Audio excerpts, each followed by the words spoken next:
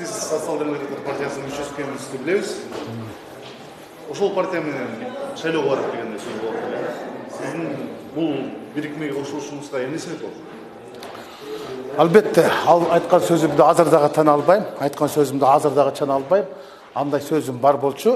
Мен Кыргызстан Социал-демократтар партиясынын курамында шайлоого барсам деген аруу тилегим бар болчу. Бирок тилекке каршы 2 июнда мындан 3 күн мурун Жогорку сот Кыргызстан Социал-демократтар партиясынын ээлиги боюнча акыркы чечимди чыгарды.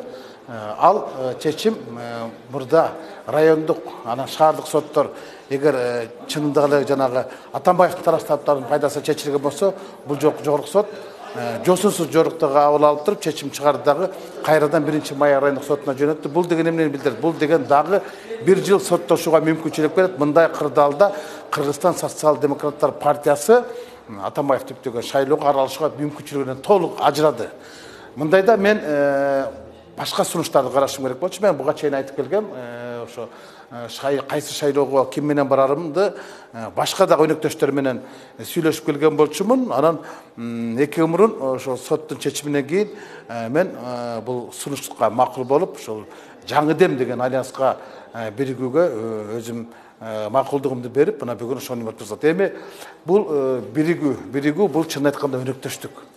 Bunu köptür tуура эмес азыр айтыш мүмкүн да бул деген бул мурунку саясатчылардын же болбосо убактылуу өкмөттүк адамдардын уюму эле же болбосо ошолордун уюгу эле деп жок, андай эмес. Бул жаңы дем деген бул жаңы дем бере турган адамдардын улуу муун, орто муун, кичүү муундардын биргелешкен баягы курама темир курч болот дегенде бул курама команда. Мындайча айтканда бүгүнкү замандын талабына, бүгүнкү мыйзамдын талабына бириккен жаңы демди үмүт эткен адамдардын бир көз караштагы, бир максаттагы, бир тилектеги, бирдей пикирдеги адамдардын эртеңкиге болгон көз караштары бириктирип турат. Бул жерден бир саясат иштештин кереги жок. Бардыгы билесиз, бүгүн саясаттын аксап калганын, ата мекендин келечеги бүдөмүк болуп калганын, 6-чакырылыштын дарегине кандай сөздөр айтылып атат. Мына ошолордун бардыгын эске алып туруп, мына жаңы жаштардын партиясы, Жанар Акаев жетектеген КЛДП партиясы, дасыккан саясатчылар жетектеген Текебаевдин ата мекени, Темир Сариевдин Акшумкары, бул алдыдагы шайлоолордо Аламан байгеде мөөрөй талаша турган таасирдүү күч. Мындайда бул азыркы саясий кырдаал ушунун өзүгө алып келди. Биригүүгө алып келди. Анткени бийликтин биз билебиз пландарын, бийликтин пландарын кандай билсек, пландарын деле жакшы билебиз. Алар 3-4 партия менен атсалышкан турат. Эми кандай гана саясий уюм болбосун, анын негизги максаты бул бийликке умтулуу, же болбосо бийликке келүү. Анан бирок негизги биздин максат, мен ойлойм, бизди бириктирген бул өнөктөштүк, өлкөнүн эртеңкисине өбөлгө түзө турган өнөктөштөрдүн. Анан кийин экинчиде бул ынтымак, анан биримдик. Бизди негизги ынтымагыбыз болсо, ошо мамлекеттик ынтымак болсо, саясаттын ынтымак болсо, үй бүлөлүк ынтымак болсо, баардык жерде ынтымак болгон жерде гана мамлекет өсүп өнүгөт. Анан биримдик болгон жерде өсөт. Анан илгертен эле үзүлгөндү улап, чачылганды жыйнап келген бул кыргыз элинин биримдиги болгон.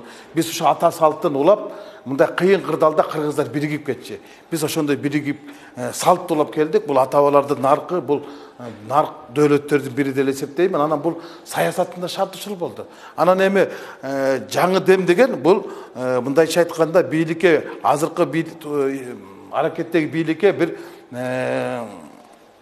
ыңкылап алып келе турган эмес, бул ынтымак алып келе турган уюм деп айтышым керек. Анткени биз кандай болгон күндө дагы качан мамлекет, биздин мамлекет күчтүү болот. Мамлекеттин бийлик бутактары күчтүү болгондо мамлекет күчтүү болот. Мамлекеттин бийлик бутактары парламент алсыз болсо, өкмөт жансыз болсо, мына бүгүнкүдөй кырдаал келет.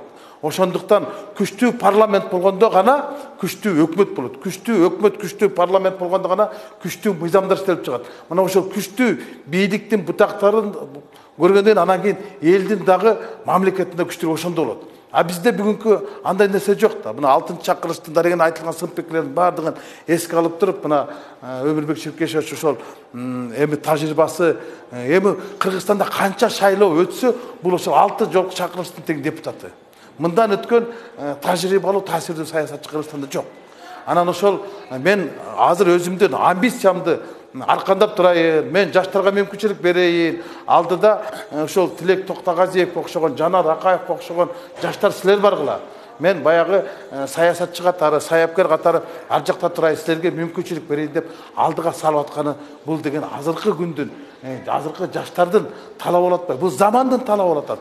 Анан кийин бул уюмду эмне үчүн уюмга биргишет? Ал жеке амбициялардын баардыгын аркандап бир максатка келгенде гана ошондуктан да бул уюмдун негизги максаты ошол. Биз баардык өзүбүздүн жеке авторитетибизди, амбицияларыбызды, ашкера максаттарыбыздын баардыгын аркандап жок болбойт. Биз биригип, бир күч болуп туруп, жаңы дем менен, жаңы демилге менен, жаңы шайлоолорго аралашышыбыз керек деген бул бүгүнкү күндүн талабы деп айтам.